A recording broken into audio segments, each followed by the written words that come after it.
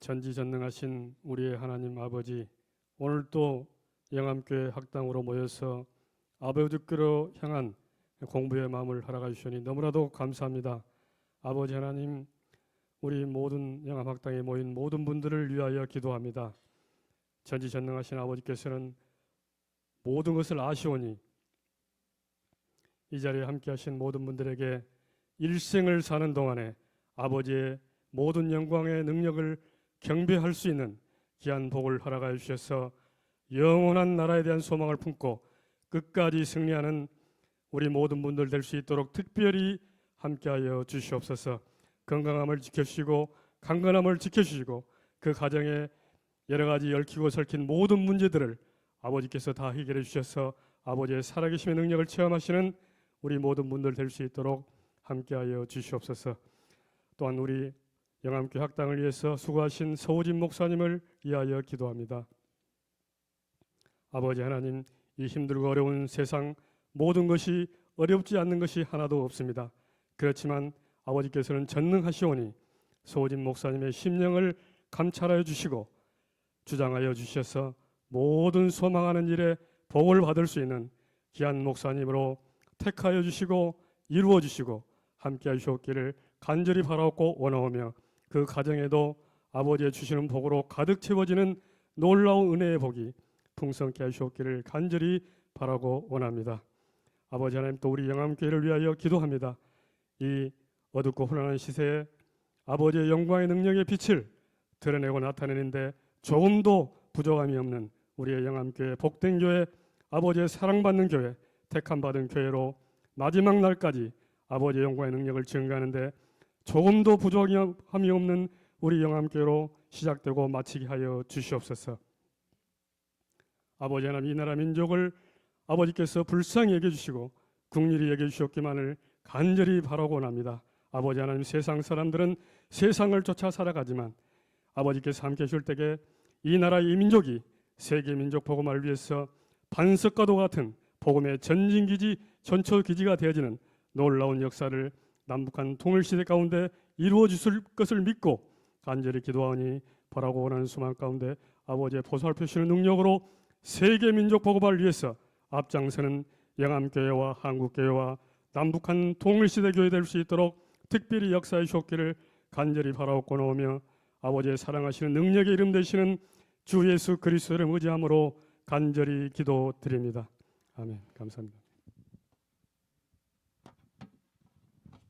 예, 감사합니다. 오늘 여호수아 마지막 강의인데요. 지금 그 프린트가 약간 좀 잘못 나온 게 있어서 지금 대부분의 성도님들은 그 단면 뒤에가 없을 텐데 뒤에 혹시 있으신 분 한번 손 들어 주시겠어요? 예, 권사님. 그게 원본입니다. 그거 좀 예, 우리 집사님께 드리시고 요걸로 해가지고 좀 새로 인쇄해서 나눠드리겠습니다. 일단은 뭐 앞면 내용은 똑같으니까 저희 앞면부터 좀 함께 보도록 하겠습니다. 자, 여러분, 그 여호수아 지금까지 함께 해 오시느라 수고 많으셨어요. 그리고 이스라엘 백성들도 아마 그렇게 정말 수고가 많았다라고 스스로 그렇게 생각을 했을 것입니다. 지난주까지 우리가 어떤 내용을 얘기했었냐면은 이스라엘 백성이 그 땅을 차지하고 그리고 각 지파별로 분배하는 얘기까지 했고요. 그리고 분배하고 나서 레위 지파 분배, 그리고 레위 지파 중에서도 이제 도피성 정하기, 거기까지 우리가 이야기를 나눴습니다. 자, 그렇게 해서 21장까지 해서 21장 마지막 파트에 45절, 21장 45절을 함께 보시면은 여호와께서 이스라엘 족속에게 말씀하신 선한 말씀이 하나도 남음없이 다 응하였더라라고 하는 그 중결론이라고 말씀을 드렸어요. 자, 이제 전쟁이 끝났습니다. 일단 정복 전쟁이 마무리가 되었는데 마무리가 되고 나서 이제 중요한 하나의 과정을 남겨두고 있죠. 그것은 무엇이냐면은 오늘 이제 표제에서 말씀드린 대로 여러분 여호수아 22장 1절 위에 표제가 뭐라고 적혀 있습니까? 한번 읽어보실까요? 시작. 자, 여호수아가 동쪽 지파들을 보내다. 이게 무슨 말일까요, 여러분? 저희가 첫 시간에 이야기를 나눴습니다만 자, 지금 동쪽 지파라 하면 누구를 말하는 것일까요? 제가 지도에 이렇게 그려놨습니다만, 예, 자, 그렇죠, 예, 예. 동쪽의 기준이 되는 것은 어디입니까? 그렇죠. 야, 요단강의 동편에 있던 지파, 즉 르우벤과 그리고 갓과 므낫세 반지파인데요. 동쪽 므낫세 지파인데, 자, 이 동쪽 지파들의 원래 받은 분깃은 요단강 서쪽입니까? 동쪽입니까? 동쪽이라고 말씀드렸습니다. 그러니까 여기는 이미 정복이 끝났습니까? 안 끝났습니까? 이미 끝났어요. 원래 전쟁할 필요가 있어요? 없어요? 원래 없는데 지금 전쟁을 수행하기 위해서, 민족의 전쟁에 함께하기 위해서 이 지파들은 각기의 그 가족들과 그리고 자신들이 받은 땅을 뒤에 두고 그리고 요단강을 함께 도하하여서 가장 전면에서 싸웠던 이제 용사들이란 말이죠. 그런데 이 전쟁이 남쪽 전투 그리고 북쪽 전투 끝나고 각 지파별 분배도 끝나서 드디어 몇 년 만에 이 지파들이 이제 복귀를 하게 됩니다.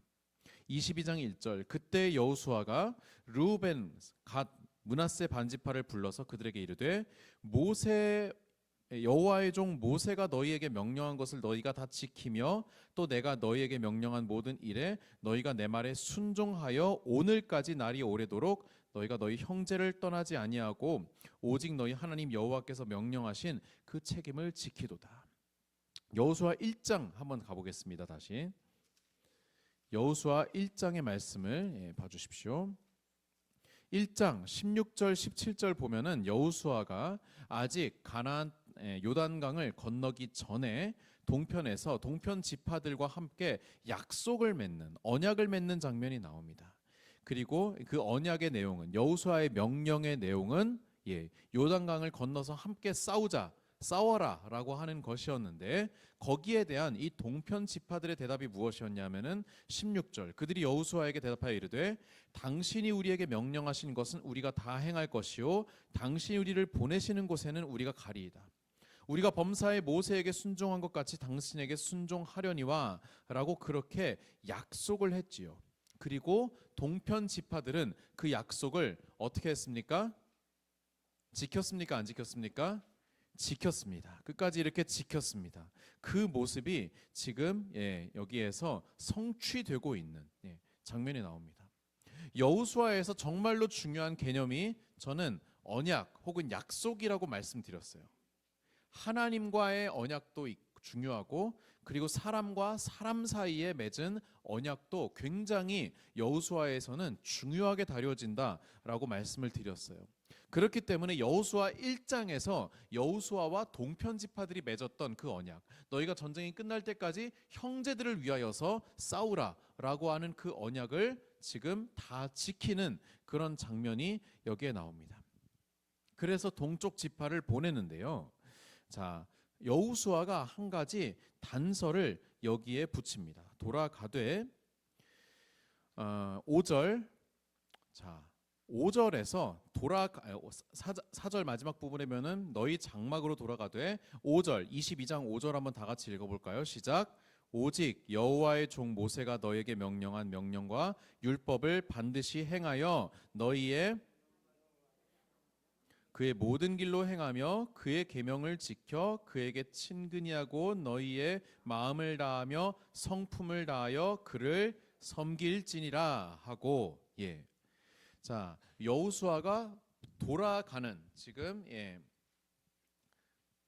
다시 돌아가는 르간무 동쪽 지파들에게 한 가지 약속을 명령합니다. 한 가지 더 약속을 합니다. 그것은 무엇이었습니까? 지금 저희가 뭐 많은 거를 읽었지만 결국에 뭐예요? 중심 주제는 5절 너희에게 명령한 율법을 행하여 너희의 하나님 여호와를 어떻게 하라고요? 사랑해라. 그렇죠.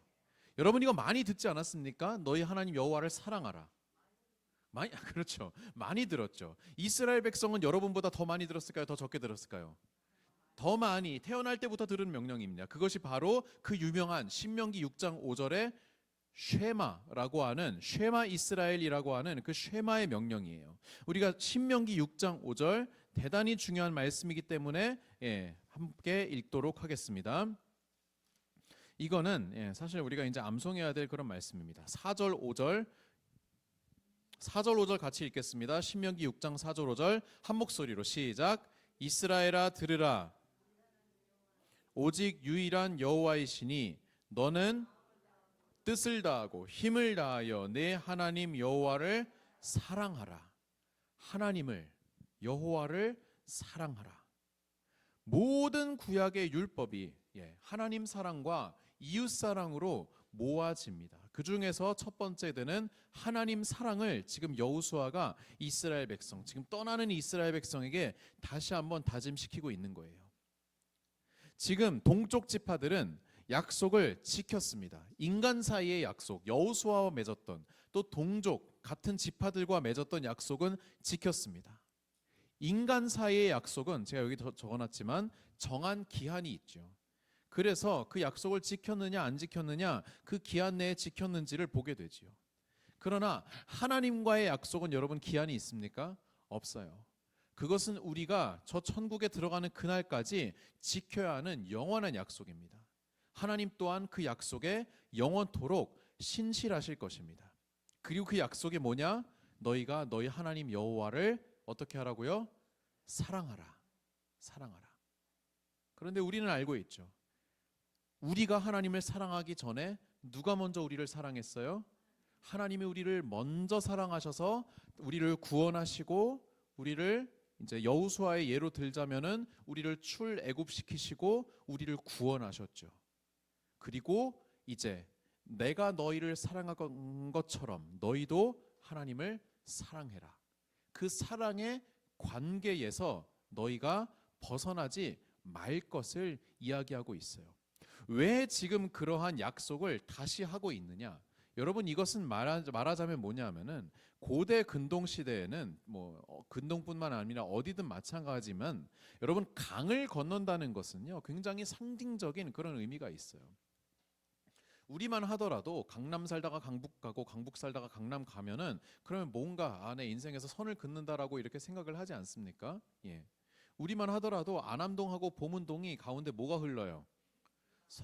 성북천이 흘러기 때문에 그것 정도야 우리가 이렇게 크게 생각하진 않지만, 여러분, 요단강은요 게다가 이스라엘 지역에서 유일하게 흐르는 대강이에요. 커다란 강이에요.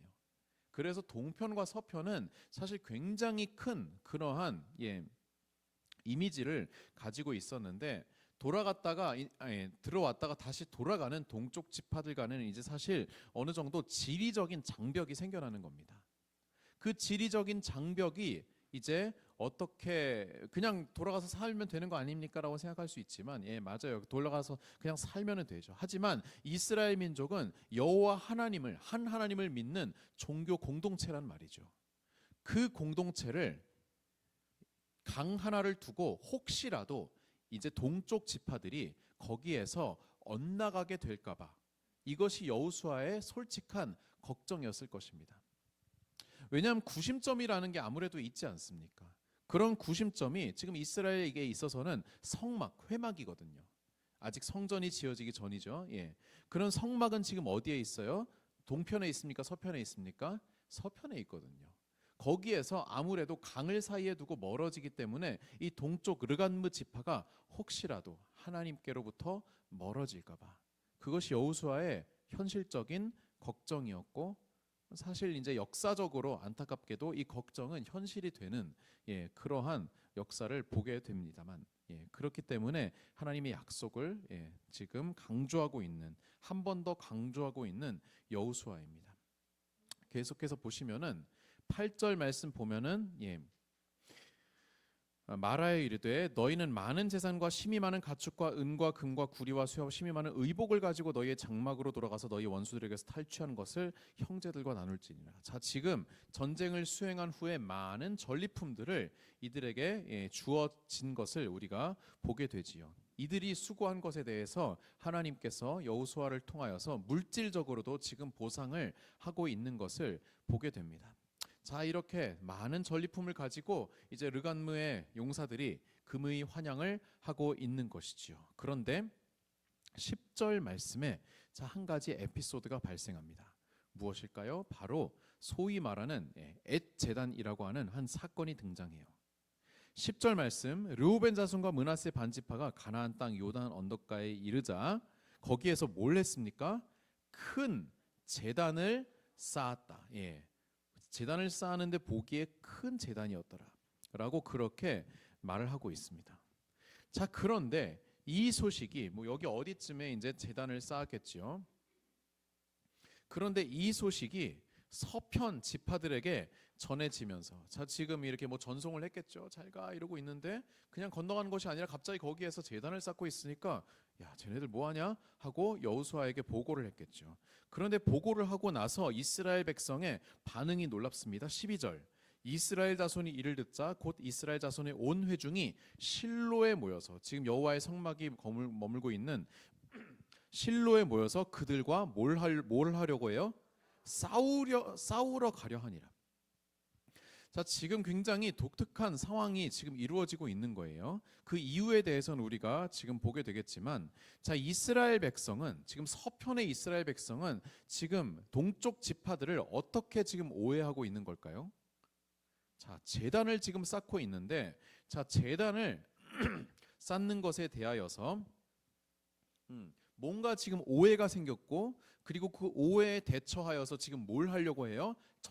내전을 지금 불사하겠다고 지금 모이고 있는 거예요. 자, 지금 일촉즉발의 그 상황 속에서 13절, 이스라엘 자손이 제사장 엘르아살의 아들 비느하스를 길르앗 땅, 이 동편을 통틀어서 우리가 길르앗이라고 흔히 부릅니다. 길르앗 땅이라고, 길르앗에 보내려고 지금 하고 있는데, 비느하스만 보낸 것이 아니라 14절, 이스라엘 각 지파에서 한 지도자씩 10 지도자들을 그와 함께 보냅니다. 자, 지금 보면은 누구를 보냈다고요? 비느하스와 각 지파의 대표들. 그런데 이 대표들이 가문의 수령으로서 이스라엘 중에서 누구라고요? 천부장들이다. 여러분, 천부장이면은 상당한 높은 지위에 있는 그런 지휘관들이란 말이죠. 그 지휘관들과 그리고 대표자로 누구를 보냈다고요? 비느하스를 보냈다라고 그렇게 나와 있습니다. 이들을 말하자면 민족들의 대표로, 그리고 이 문제에 대해서 조사할 조사관으로, 또 치리하는 치리자로 지금 파견을 한 것입니다. 비느하스라는 이름이 나왔을 때, 자, 이스라엘 백성이 왜 비느하스를 적임자로 골랐는가, 그거를 우리가 성경을 많이 보신 분들은 아실 거예요. 여러분, 비느하스가 성경에서 제일 말하자면 뜬 그 장면이 어디냐 하면은 바로 민수기 25장입니다. 처음 등장하는 부분이기도 하고요. 여러분, 민수기 25장 어떤 일이 일어났을까요? 바로 바알브올이라고 하는 곳에서 일어난 우상 숭배 사건이 민수기 25장에서 일어나요. 찾아보지는 않겠지만 이스라엘 백성이 지금, 이건 한참 전에 모세가 아직 살아있을 때 있었던 일입니다. 거기에서 이제 요단강 동편으로 이스라엘 백성이 행진하면서, 여기에 그 이름을 여러분 들어보셔야 됩니다. 브올의 아들 발람 들어보셨습니까? 브올의 아들 발람이라고 하는 사람을 만납니다. 어떻게 만나냐? 좋게 만나지 않고 나쁘게 만나죠. 여기 그냥 펼칩시다, 여러분. 민수기 25장 한번 펼칩시다.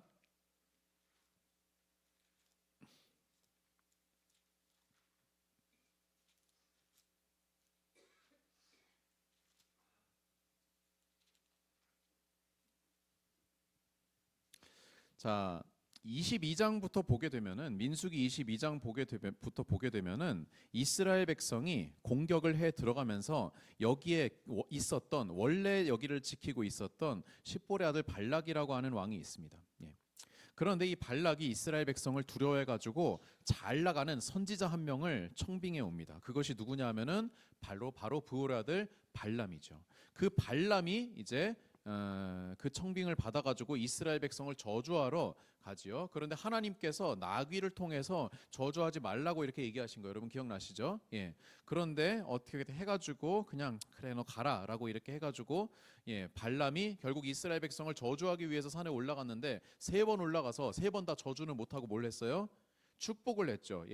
그런데 어찌 됐든 어떻게 된 일인지 하나님께서 그 저주를 막아주셨음에도 불구하고 민수기 25장을 보십시오. 이스라엘이 시딤에 머물러 있더니 그 백성이 모압 여자들과 음행하기를 시작하니라. 자, 이게 참 독특한 일인데 하나님께서 분명히 발람의 그 목소리를 막으셨음에도 불구하고 결국 우상 숭배를 하는 거는 개인이 선택을 하는 문제라는 것을 우리가 보게 돼요. 자, 거기에 있던 모압 여자들, 이방 여자들과 음행하기를 시작하는데 여러분 성경에서 특별히 구약 성경에서 음행이라고 하는 단어가 나오면은 무조건 뭐랑 연결돼서 생각을 해야 될까요? 네, 지금 잘 얘기하셨습니까? 뭐라고요? 우상숭배예요. 음행은 곧 우상숭배다. 즉 음행이 단독적으로 나오는 얘기가 거의 없고 우상숭배도 단독적으로 나온 얘기가 거의 없어요. 이 두 개는 거의 같이 이어지는 그런 사건들입니다. 여기에도 지금 음행을 하게 되는데 음행만 하는 것이 아니라 2절 그 여자들이 자기 신들에게 제사할 때 이스라엘 백성을 청함해 백성이 먹고 그들의 신에게 절함으로 이스라엘이 바알브올에게 가담한지라. 우상숭배에 동참을 하게 되는 그러한 초유의 사태가 지금 일어나는 것이에요. 그래서 하나님께서 이스라엘 백성에게 뭘 하시냐면은 역병을 내리십니다. 그런데 그러한 상황, 뒤숭숭한 상황 중에서 25장 6절 보십시오. 이스라엘 자손의 온 회중이 회막문에서 울 때에 이스라엘 자손 한 사람이 모세와 온 회중의 눈앞에 미디안 한 여인을 데리고 그의 형제에게로 온지라. 지금 누군진 나와 있지 않지만 미디안의 한 이방 여인을 데리고 온 거예요. 여러분 그냥 이렇게 선한 그런 의도로 데리고 온 게 아니라 음행과 우상 숭배를 위해서 데리고 온 것이죠. 다 이제 7절. 제사장 아론의 손자 엘르아셀의 아들 누구요? 비느하스가 보고 회중 가운데서 일어나 손에 창을 들고 그 이스라엘 남자 따라 그의 막사에 들어가 이스라엘 남자와 그 여인의 배를 꿰뚫어서 두 사람을 죽이니 연병이 이스라엘 자손에게서 그쳤더라. 그러면서 하나님께서 그러한 비느하스의 행동을 칭찬하시는 장면이 나옵니다. 11절 제사장 아론의 손자 엘르아셀 아들 비느하스가 하나님께서 말씀하시는 거예요. 내 질투심으로 질투하여 이스라엘 자손 중에서 내 노를 돌이켜서 내 질투심으로 그들을 소멸하지 않게 하였도다 라고 말씀하시면서 그러므로 말하라 내가 그에게 내 평화의 언약을 주리니 그와 그의 후손에게 영원한 제사장 직분의 언약을 줄 것이다. 그가 그의 하나님을 위하여 질투하여 이스라엘 자손을 속죄하였음이니라. 자, 비느하스가 성경에 등장한 내용이 바로 뭐랑 연결된 거였어요? 우상숭배랑 연결되었습니다. 그리고 그 우상숭배를 적극적으로 나서서 싸워서 지켜냈던 그러한 인물이었기 때문에 이스라엘 백성은 일부러 비느하스를 여기에 보내서 지금 그 재단에 관련된 조사를 시키러 지금 보낸 것이죠. 즉 이스라엘 백성이 이때 영적으로 깨어 있어서 이 사건이 중차대하다는 것을 알고 있었고 그리고 그 사건에 대해서 사실 가장 확실하게 처리할 수 있는 적임자로 비느하스를 보냈다는 것을 우리가 눈치챌 수 있지요. 16절 자 지금 이제 비느하스가 도착했습니다. 그러면서 뭐라고 하냐 하면은 여호와의 온 회중이 말하기를 너희가 어찌하여 이스라엘 하나님께 범죄하여 오늘 여호와를 따르는 데서 돌아서서 너희를 위하여 제단을 쌓아 너희가 오늘 여호와께 거역하고자 하느냐. 자 지금 이스라엘 백성이 분노한 이유를 여기에서 밝히고 있어요. 어찌하여 너희는 너희를 위하여 제단을 쌓아서 여호와께 거역하느냐. 자 이것을 위하여서 우리가 구약의 율법을 잠깐 좀 살펴보겠습니다. 레위기 17장 말씀을 보시면은요. 레위기 17장은 성막 제사를 강조하는 장입니다.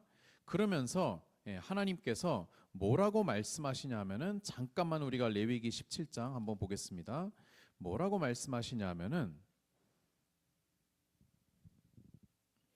4절 먼저 회막문으로 끌고 가서 여호와의 성막 앞에서 여호와께 예물을 드리지 아니하는 자는 피 흘린 자로 여길 것이라 그가 피를 흘렸은즉 자기 백성 중에서 끊어지리라. 자 예물을 드릴 거면은 제물을 드릴 거면 어디서 드리라고요? 회막에서.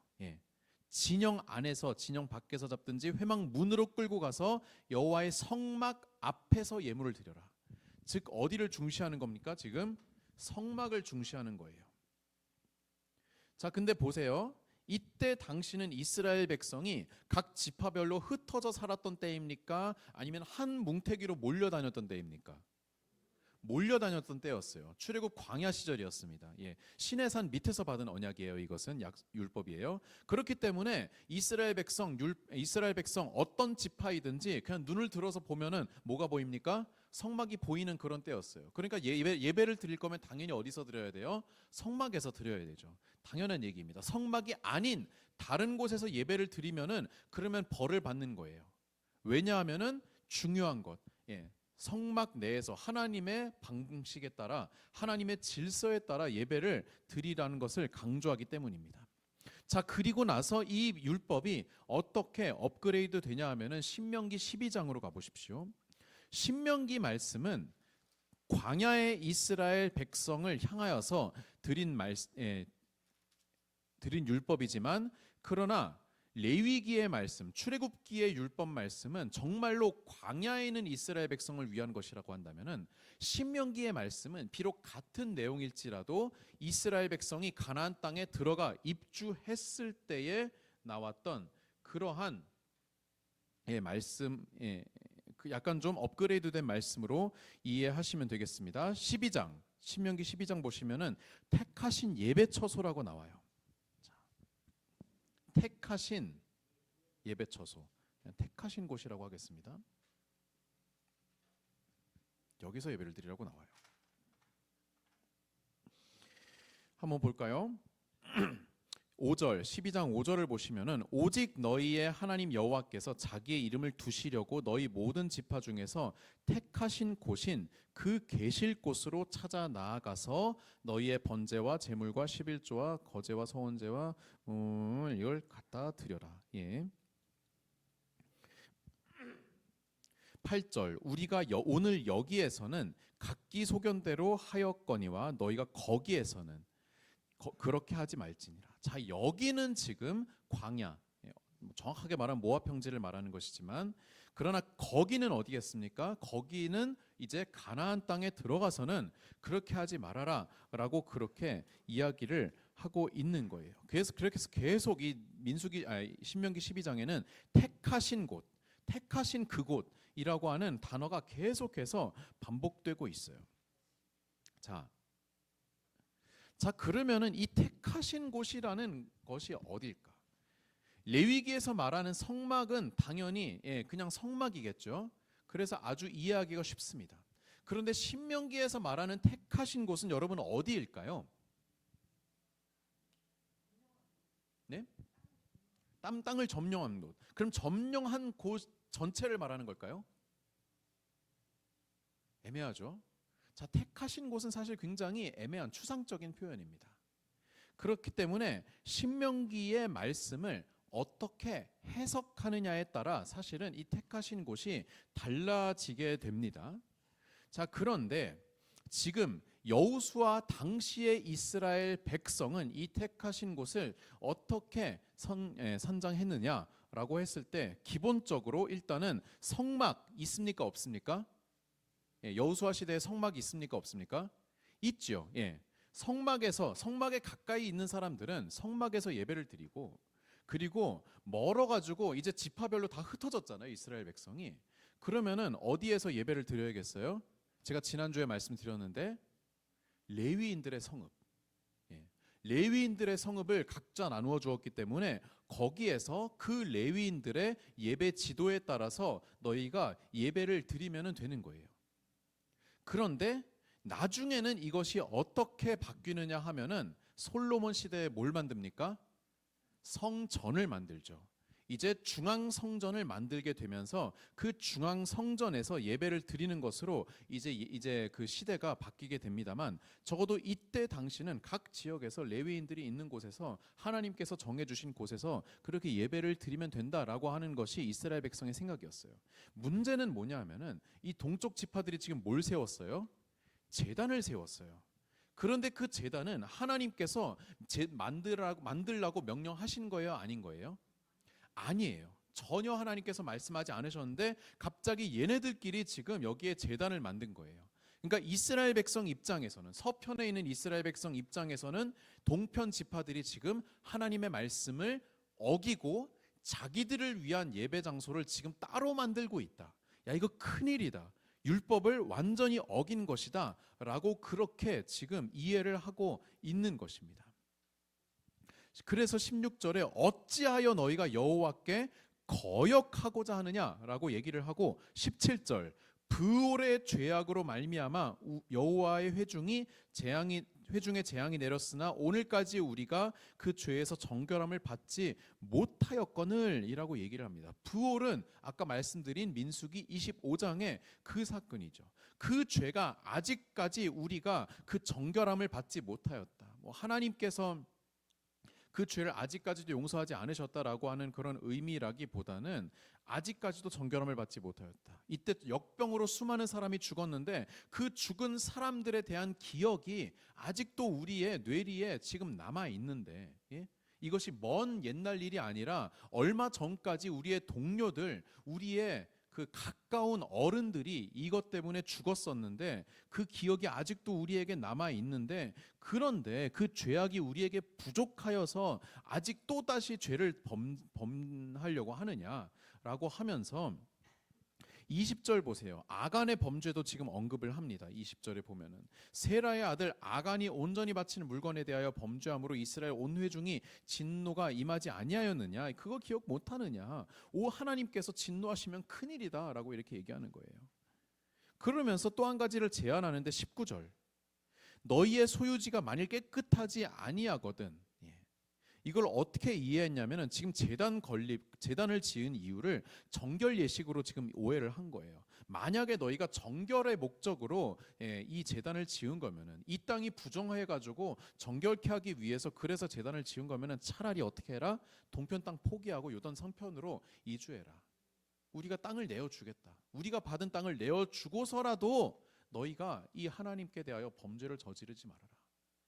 지금 아주 이 범죄에 대하여서, 이 제단 만든 거에 대해서 굉장히 예민하게 지금 반응하고 있는 이스라엘 서편의 지파들을 보게 됩니다. 그래서 이 서편 지파들이 이제 거기에 대해서 지적을 하니까 21절부터 동편 지파들이 해명을 합니다. 자, 아주 정확하게 얘기를 하는데요. 22절 전능하신 하나님 앞에서 결백하다, 우리가 결백하다라고 이렇게 얘기를 하고 있고요.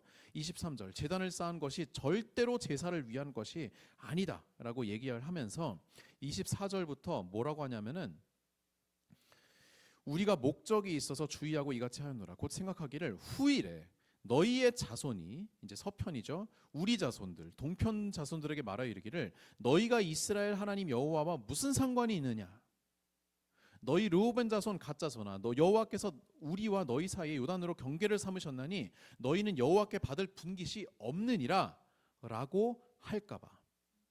그러면서 여호와 경외하기를 그치게 할까 하여, 그래서 그 증거로 27절 너희와 우리 사이의 후대의 증거를 삼기 위해서, 어떤 증거? 우리가 하나님 안에서의 같은 예배 공동체라고 하는 그런 증거를 삼기 위하여서 그렇게 했다는 것을 지금 보여주고 있는 거예요. 그러면서 그 증거로 28절에 이렇게 해요. 우리가 말하였거니와 만일 그들이 후대에게 이같이 말하면 우리가 말하기를 우리 조상이 지은 여호와의 제단 모형을 보라. 이는 번제를 위한 것도 아니고 다른 제사를 위한 것도 아니고, 그러니까 제사에 적합하지 않은 번제 모양이었던 제단 모양이었던 모양이에요. 그러면서 그 증거로 이렇게 얘기를 하면서 무엇을 위하여서? 우리가 한 공동체라고 하는 것을 강조하기 위해, 보여주기 위해, 우리 후대들에게 보여주기 위하여서 그렇게 한 것이다라고 지금 해명을 하고 있습니다. 30절 보게 되면은 비느하스 일행이 동쪽 지파의 설명을 납득하고 그리고 좋게 여기고 그들의 무죄함을 판단하고 이스라엘 본영에 돌아와서 그렇게 보고하고 하나님을 찬양하면서 이 일이 아름답게 마무리가 됩니다. 그래서 34절 보시면은 그 제단의 이름을 엣이라고 부릅니다. 여호와께서 하나님이 되시는 증거다라고 그러한 이 의미를 담고 있습니다. 자, 여기에서 사실은 우리가 굉장히 드라마틱한, 그리고 어떻게 보면은 일촉즉발 전쟁 직전까지 갔던 그러한 상황을 우리가 보게 되는데, 여기에서 어떻게 보면 우리가 교회 내에서의 치리에 대해서 한번 좀 엿보게 되는 그런 부분이 있는 것 같습니다. 그런데 이 치리를 사실은 우리가 오늘날 교회에서 행하기가 어려운 그런 이유들이 있죠. 왜겠습니까? 함부로 얘기했다가 동쪽 지파들 상처받으면 어떡해? 동쪽 지파들 교회 떠나면 어떡해? 라고 이렇게 걱정이 돼서 그거를 얘기하지만, 그러나 이스라엘 역사, 이스라엘 여호수아 시대의 그 백성들을 보게 되면은 제일 중요한 것은 이 동쪽 지파들도 서쪽 지파들도 하나님을 섬기는 율법에 대한 아주 중요한 그런 공감대가 그들에게 있었다는 거예요. 하나님의 율법이 얼마나 중요하고 우상 숭배하는 것이 얼마나 나쁜 일인지에 대한 그런 공감대가 있었기 때문에, 그 공감대를 근거로 이렇게 조사관도 파견하고 너네가 어찌하여 그렇게 했느냐, 어찌하여 우상 섬겼느냐라고 이야기를 할 수 있는 그런 근거가 거기에 있었다는 것이죠. 계속해서 보겠습니다. 여호수아 23장 보시면은 이제 여호수아가 말년에 이릅니다. 1절 2절 나이가 많아서 늙은 여호수아가 이제 장로와 수령, 재판장과 관리들에게 모아서 승리를 이제 설교를 합니다. 3절부터 5절까지 보게 되면은 이제 이 설교의 내용을 잠깐 보게 되면은 3절 너희의 하나님 여호와께서 너희를 위하여 이 모든 나라에 행하신 일들을 너희가 다 보았거니와 지금까지 얼마나 하나님께서 우리를 위하여 싸우셨는지, 우리를 승리케 하셨는지를 한번 이렇게 짚어주면서 6절 그러므로 너희는 크게 힘써 모세의 율법책에 기록된 것을 다 지켜 행하라. 그것을 떠나 우로나 좌로나 치우치지 말라라고 말씀을 하고 있습니다. 여호수아가 가장 중요한 것은 뭐라고요? 율법을 지켜 행하라. 아까 얘기했던 그 율법의 내용은 뭐겠습니까? 하나님을 사랑하라. 그 내용에 근거를 두고 있는 것이죠. 그리고 독특한 것은 뭐냐 하면은 이 율법책에 기록된 것을 다 지켜 행하고 그것을 떠나 우로나 좌로나 치우치지 말라. 여러분, 이 말씀 어디에 있었는지 혹시 기억나십니까? 우리가 종종 요절 암송으로 외우는 여호수아 1장 7절, 바로 하나님께서 이제 막 리더가 된 여호수아에게 처음 하시는 그 말씀에서 등장합니다. 오직 강하고 극히 담대하여 나의 종 모세가 내게 명령한 그 율법을 다 지켜 행하고 우로나 좌우로나 치우치지 말라. 그리하면 어디로 가든지 형통하리니 라고 하는 그 하나님의 말씀. 여호수아가 정말 죄송하지만 햇병아리였던 그 시절에 하나님께로부터 그 받은 말씀을 이제 은퇴하는 여호수아가 후손들에게 그대로 행하는, 그 말은 무엇입니까? 여호수아는 살면서 평생 그 말씀을 기억했다는 거예요. 그리고 그 말씀을 지키기 위해서 열심히 싸워왔던 그런 삶을 살았던 것입니다. 그리고 이제 그 말씀을 후대들에게 하고 있는, 자신의 좌우명과도 같은 하나님의 말씀을 지금 보내주고 있는 거예요. 그러면서 7절 또 이제 지시를 내립니다. 너희 중에 남아있는 이 민족들 중에 들어가지 말라. 자, 민족들이 아직 남아있다고 이제 말씀을 드렸죠. 그런데 그들 중에 들어가지 말라. 그들의 신들의 이름을 부르지 말라. 그것들을, 신들의 이름을 부른다는 것은 여러분 무슨 의미입니까? 그 신들 자체를 인정을 하지 말라는 거예요. 내가 그에게로 다가가 그의 이름을 불러줬을 때 그는 비로소 나에게 이제 다가왔다라고 이렇게 김춘수의 시에 나와 있지 않습니까? 이름을 부른다는 건 그 존재를 인정한다는 거예요. 신의 이름을 아예 부르지 말아라. 그 인정조차 하지 말아라. 그것들을 가리켜 맹세하지 말고 그것들을 섬기고 절하지 말아라 라고 분명히 지금 이야기를 하고 있어요. 그러면서 11절 계속 보겠습니다. 11절 또다시 얘기합니다. 그러므로 스스로 조심하여 너희의 하나님 여호와를 사랑하라. 또다시 이야기를 합니다. 그러면서 12절 너희가 만일 돌아서서 너희 중에 남아있는 이 민족들을 가까이하며 더불어 혼인하고 왕래하고, 그러니까 하지 말라고 하는 거 하면은 13절 확실하게 알아라. 너희의 하나님 여호와께서 이 민족들을 너희 목전에서 다시는 쫓아내지 아니하시리니. 이 여호수아서에 나왔던 그 모든 승리들이 두 번 다시 너희에게 이루어지지 않을 것이다. 오히려 그들이 너희에게 올무가 되고 덫이 되고 옆구리에 채찍이 되고 너희 눈에 가시가 되어서 너희가 마침내 너희의 하나님 여호와께서 너희에게 주신 이 아름다운 땅에서 멸하리라. 자, 누가 멸한다는 거예요? 이민족들이 아니라 우리가 멸한다는 거예요. 어떻게? 하나님께서 우리에게 주신 그 말씀을 우리가 지켜 행하지 않으면, 우리가 하나님을 사랑하지 않으면은 그 전쟁에서의 승리도 모두 날아가고, 오히려 하나님께서는 이방 민족을 이스라엘 앞에서 쫓아내셨듯이 우리도 쫓아내게 하실 것이다. 우리도 쫓아냄을 당하게 하실 것이다. 라고 경고를 하시는데, 안타깝게 우리는 알고 있죠. 역사에서 이것이 그대로 성취되었음을 우리는 알고 있죠. 즉, 한 번 더 여호수아가 강조합니다. 14절. 보라, 나는 오늘 온 세상이 가는 길로 가려니와 너희의 하나님 여호와께서 너희에게 대하여 하신 말씀 모든 선한 말씀이 하나도 틀리지 아니하고. 15절. 너희의 하나님 여호와께서 너희에게 말씀하신 모든 선한 말씀이 너희에게 임한 것 같이 여호와께서 모든 불길한 말씀도 너희에게 임하게 할 것이다. 자, 선한 말씀, 불길한 말씀, 이거를 지금 반복해서 말을 하고 있는데, 선한 말씀은 무엇이겠습니까? 우리가 하나님 앞에 순종하였을 때 받을 복이 될 것이고, 불길한 말씀은 뭐겠어요? 우리가 하나님 앞에 불순종했을 때 받을 저주, 신명기 33장에 나오는 그 유명한 복과 저주의 말씀을 이야기하는 것이죠. 두 가지 모두가 우리에게 가능성이 있다는 것입니다. 그리고 그 근거는 하나님의 말씀에 우리가 순종을 하느냐, 하나님의 말씀을 순종하여 지키면은 이스라엘 백성이 그 땅에서 번성하겠으나, 그러나 하나님을 섬기지 않고 다른 신을 섬기고 하나님의 그 정의와 공의가 훼손되면은 오히려 그 땅에서 이스라엘 백성이 쫓겨날 것이다 라고 하는 이것도 약속이지요. 그 약속을 다시 한번 지금 알려주고 계십니다. 자, 그렇게 해서 첫 번째 설교가 끝나고 두 번째 설교로 이제 여호수아가 마무리가 되는데요. 24장 1절에 여호수아가 이스라엘 모든 지파를 세겜에 모으고, 자, 여기가 이제 그 이전의 설교는 좀 리더들을 향한 설교였다고 한다면은 이번에 24장 설교는 백성 설교라고 우리가 흔히 그렇게 보고 있습니다.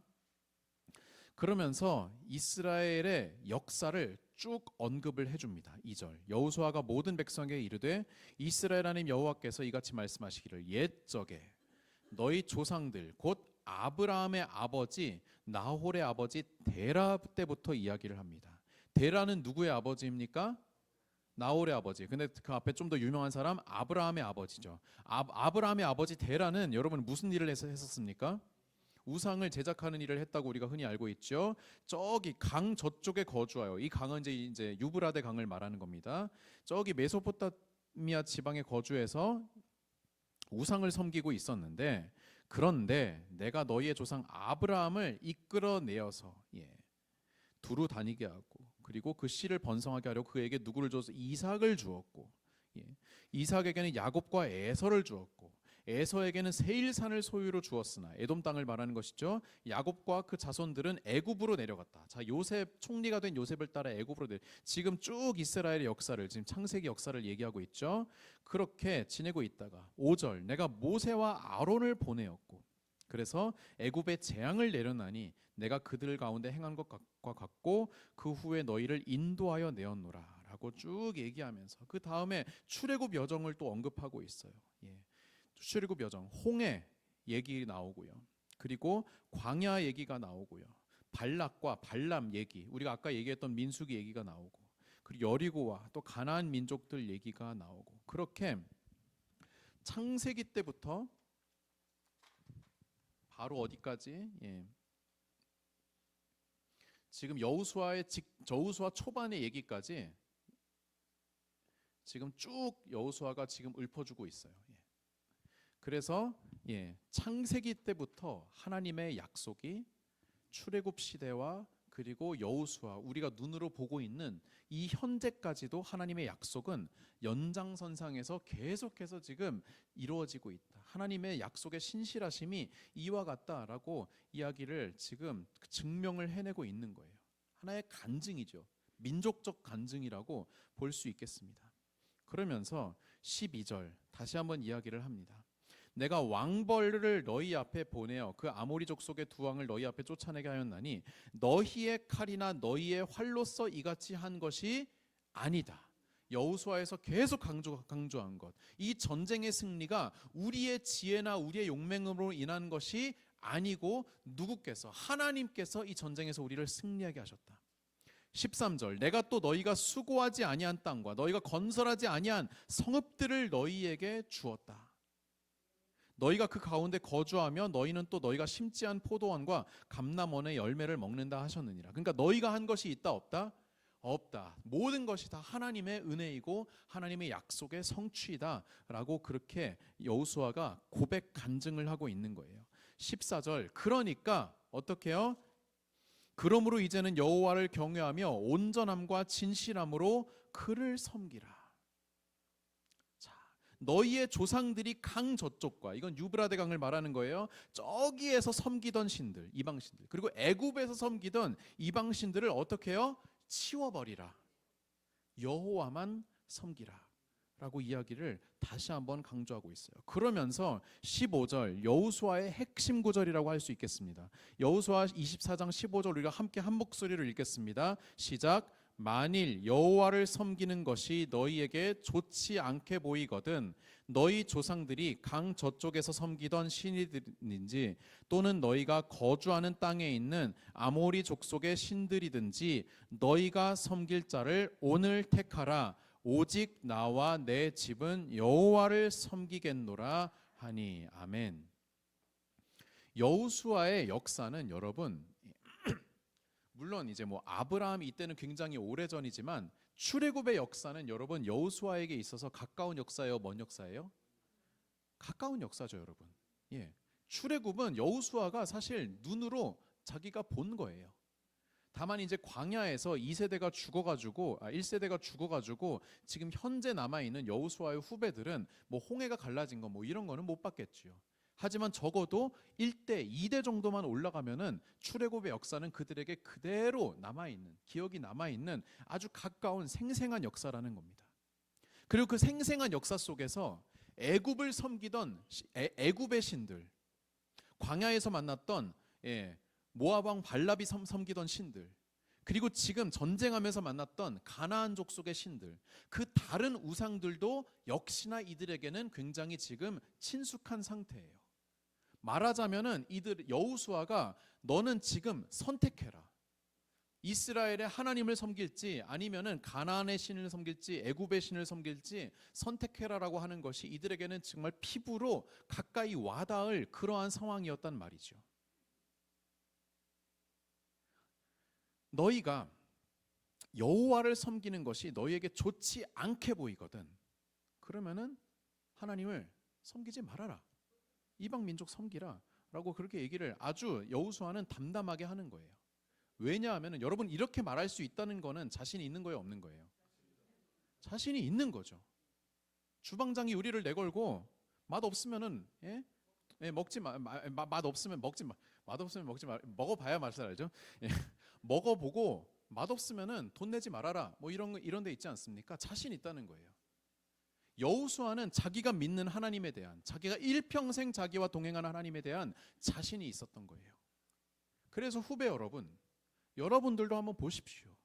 하나님 섬기는 것이 여러분에게 별로면은 그럼 이방신들 저 눈앞에 많지 않습니까? 그들을 섬기십시오. 하지만 나와 내 집은 여호와를 섬길 거예요. 왜냐하면은 하나님이 최고라는 것을 나는 알고 있기 때문입니다. 라고 담대하게 지금 고백하고 있는 것입니다. 그럼 여호수아다운 그런 고백이지 않나라고 생각이 들고, 그러한 담대함을 오늘날의 우리도 그렇게 느꼈으면 좋겠어요. 그냥 허세 부리는 것이 아니에요. 우리 아들들, 우리 손주들 마음대로 해라. 하지만 나는 하나님 믿을 거다. 왜냐하면은 하나님이 최고이기 때문에. 여러분 저는요 담대하게 얘기를 해요. 저희 아들 딸들 뭐 지금 주일학교 열심히 다니고 있지만 그 아이들이 나중에 다른 종교가 좋다고 하면은 그런 상상 여러분 해볼 수 있잖아요. 그리고 안타깝지만 그 상상이 현실로 이루어지는 경우도 있고. 근데 그러면은 그렇게 생각이 들어요. 예. 아, 얘가 아비가 목사고 엄마가 사모고 하는 그런 모습이 별로 좋지 않게 보였나 보다. 아빠가 믿는 하나님이 별로 능력 없어 보였나 보다라고 안타깝지만 그렇게 인정해야 되지 않겠습니까? 예. 사실 오늘날 우리 젊은 세대에게 우리가 담대하게 이렇게 말할 수 있는 용기가 많이 없어지기도 했지만, 그러나 어떻게 보면은 여호수아와 같이 그렇게 담대하게 하나님의 언약을 믿고 살았던 그런 인생이 우리에게 많이 희박해지지 않았는가라고 하는 그러한 반성도 우리가 좀 들어야 되지 않을까라는 그런 생각이 듭니다. 아무튼 그렇게 해서 이 여호수아가 담대하게 대답하고 16절 백성이 대답합니다. 이제 응답을 하는데 뭐라고 합니까? 우리가 결단코 여호와를 버리고 다른 신들을 섬기지 아니하오리니 하고 쭉 이제 대답도 합니다. 그러면서 그런데 여호수아가 거기에서 한마디 더 해요. 19절 여호수아가 백성에게 이르되 너희가 여호와를 능히 섬기지 못할 것은 그는 거룩하신 하나님이시오 질투하시는 하나님이시니. 자, 찬물을 끼얹어요. 지금 여호수아가 이스라엘 백성이 기껏 해가지고 열심히 섬기겠습니다라고 할 때 이게 무슨 말입니까? 너희가 지금 신앙 고백하는 것이 결코 가볍게 해서는 안 된다라는 것을 한 번 더 지금 알려주고 있는 거예요. 왜냐하면 하나님은 질투하신 하나님이다. 거룩하신 하나님이다. 너희의 잘못과 죄들을 사하지 아니하실 하나님이다. 여러분, 이것은 우리가 글자 그대로 읽으면 안 돼요. 우리 하나님께서 우리 죄를 사하시죠. 당연히 사하시죠. 하지만 이거 무슨 말이냐면 그 죄를 보고도 모르는 척하신 하나님은 아니시라는 거예요. 죄를 지었으면 거기에 대해 반드시 공의와 정의로 심판하시는 하나님이라는 것을 여호수아가 누구보다도 지금 잘 알고 있는 거예요. 그의 삶을 통틀어서 너희들의 신앙 고백이 결코 가벼운 것이 아니라는 것을 다시 한번 일러주고 있는 거예요. 그래서 이스라엘 백성이 한 번 더 우리가 반드시 이렇게 하겠습니다 하고 이렇게 다짐을 합니다. 그날에 25절 여호수아가 세겜에서 백성과 더불어 언약을 맺고 그들을 위하여 율례와 법도를 제정하였더라. 하나님의 말씀을 다시 한번 언급하고 있습니다. 그래서 29절 이 일 후에 여호와의 종 눈의 아들 여호수아가 110세에 죽음에 그들이 그를 그의 기업 경내에 딥낫세라에 장사하였도다 라고 그렇게 나와 있고, 31절 이스라엘이 여호수아가 사는 날 동안과 여호수아 뒤에 생존한 장로들 곧 여호와께서 이스라엘을 위하여 행하신 모든 일을 아는 자들이 사는 날 동안 여호와를 섬겼더라. 자, 여기서 우리가 뭔가 느낌이 오죠. 이스라엘이 여호와를 섬겼더라가 그냥 있는 것이 아니라 조건부가 들어가 있죠. 얼마 동안 그들이 그 장로들이 그리고 여호와께서 이스라엘을 위하여 행하신 모든 일을 아는 자들이 사는 날 동안은 여호와를 섬겼다. 반대로 하나님께서 행하신 일을 아는 자들이 더 이상 남아있지 않았을 때, 그때는 이스라엘 백성이 하나님을 섬기지 않았다라고 하는 그것이 사실은 행간에 숨어 있는 것이죠. 그리고 안타깝게도 바로 다음 말씀인 사사기 말씀에 그게 그대로 나와 있어요. 2장 7절 사사기 2장 7절 보겠습니다. 그대로 나와 있어요. 백성이 여호수아가 사는 날 동안과 여호수아가 뒤에 생존한 장로들 곧 여호와께서 이스라엘을 위하여 행하신 모든 큰 일을 본 자들이 사는 날 동안에 여호와를 섬겼더라. 그러나 10절 그 세대의 사람도 다 조상들에게 돌아갔고 그 후에 일어난 다른 세대는 여호와를 알지 못하며 여호와께서 이스라엘을 위해 행하신 일도 알지 못하였더라. 그 유명한 이제 다른 세대 본문인데 안타깝지만 그래서 여기에서 키포인트는 뭘까요? 우리 어르신들이 오래 사는 것 물론 그것도 중요하지만 여호와를 아는 것, 여호와께서 우리를 위해 이스라엘을 위해 행하신 모든 일을 아는 것, 그게 키포인트예요. 여러분, 여호수아가 영원히 살겠습니까? 그 장로들이 영원히 살겠어요? 우리가 영암교회를 하면서 정말로 늘상 그런 얘기해요. 옛날에 훌륭하신 권사님들, 옛날에 훌륭하신 장로님들, 목사님들 얘기 계속합니다. 저는 누군지도 모르면서 그분들의 얘기를 계속 들어요. 그런데 그분들이 영원히 삽니까? 아니에요. 우리 이제 좀 있으면 임직식 합니다만 그 임직식 하는 이제 안수 집사님들, 권사님들, 피택 되신 분들이 늘상 하시는 얘기들이 우리 어머니 세대의 권사님들 그 얘기 엄청나게 많이 해요. 예. 그런데 그 어머니 세대 권사님들이 여러분 흠이 없는 분이었습니까? 아니죠. 그 어머니 세대 권사님들 영원히 사십니까? 아니에요. 이제 그분들이 새로운 권사, 새로운 장로, 집사가 되어야 되는 거잖아요. 그리고 더 어린 후배들을 키워내야 되는 거잖아요. 중요한 거는 그 믿음의 기라성과 같은 샛별과 같은 그런 분들이 영원히 살고 그분들을 우상화하는 것이 아니라 하나님을 아는 지식이 계속해서 전수가 되는 거예요. 그 전수는 말하자면 교육에 있는 것이고 여기 나와 있는 우리가 계속 본 것처럼 율법, 말씀에 있는 거예요. 예. 그래서 그 말씀을 계속해서 지켜나가고 여호수아의 중심 주제 언약, 하나님의 언약을 계속해서 우리가 지켜나가야 됩니다. 아유, 벌써 30분이 됐네요. 빨리 넘어가겠습니다. 마지막 키포인트 너무나도 재미있는 게 있어요. 32절 이스라엘 자손이 애굽에서 가져온 요셉의 뼈를 세겜에 장사해서 갑자기 요셉의 뼈가 나옵니다. 그런데 이 요셉의 뼈가 가리키는 굉장한 그런 상징이 있어요. 예. 요셉의 유골은 어디에 처음 나오냐면은 창세기 50장 요셉이 죽을 때 나와요. 이 요셉이 여러분 꿈도 많이 꾸고 선지자 아니었습니까? 이 요셉이 뭐라고 하냐면은 나의 뼈를 여기에 지금은 여기에 묻히지만 이거를 장차 어떻게 해요? 너희 후손들이 들고 나가서 어디로 다시 우리가 원래 살았던 가나안 땅으로 돌아가게 될 것이라고 요셉이 예언을 합니다. 25절 요셉이 또 이스라엘 자손에게 이르되 맹세시켜 이르되 하나님이 반드시 당신들을 돌보시리니 당신들은 여기서 내 해골을 메고 올라가겠다라고 예언을 합니다. 그리고 그 해골을 메고 누가 나갑니까? 출애굽 모세가 그거를 들고 13장 19절에 요셉의 유골을 들고 그 유월절 날 밤에 나갑니다. 그리고 그 유월절 그 유골을 참 아주 긴 행로죠. 40년 끝 동안 그 유골을 또 지고 가다가 여호수아 마지막에 어떻게 해요? 24장 32절 드디어 세겜에 장사하였습니다. 요셉의 아버지인 야곱이 베크시타를 두고 하몰의 자손에게서 산 밭이라고 나와 있습니다. 여러분 요셉이 죽은 지 몇 년이 지났습니까? 지금 400년, 예, 그냥 400년, 430년이라고도 하고 광야에서 또 40년, 거의 500년이 지났어요.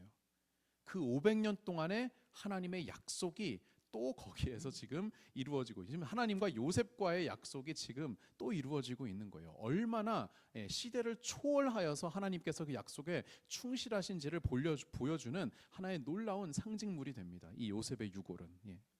그래서 여러분 기억해 주십시오. 여호수아의 중심 주제인 언약의 신실하신 하나님, 그리고 우리가 그 약속에 신실할 때에 우리와 우리의 후손들에게 그 하나님을 아는 지식을 전수해 나아갈 때에 여호수아에게 주신 승리를 우리에게도 허락해 주실 것이라는 것을 믿는 믿음으로 우리가 살아가면서 여호수아 공부를 마무리하도록 하겠습니다. 여러분 긴 시간 동안 수고 많으셨습니다. 감사합니다. 기도하시겠습니다. 하나님 아버지 감사드립니다. 여호수아의 말씀을 함께 보면서 우리와 함께 하시고 우리에게 약속을 주시며 그 약속에 상호 충실할 때에 받는 축복을 허락하여 주신 것 주님 알려주셔서 감사드립니다. 이제 여호수아와 그 세대는 다 하나님께로 갔으나 그러나 이제 그 후손인 우리가 같은 믿음을 가지고 하나님을 아는 지식을 가지고 계속해서 살아갈 때에 우리와 우리의 후손들이 하나님을 선택하여 섬기고 승리를 경험하는 삶을 살아가게 하여 주시옵소서.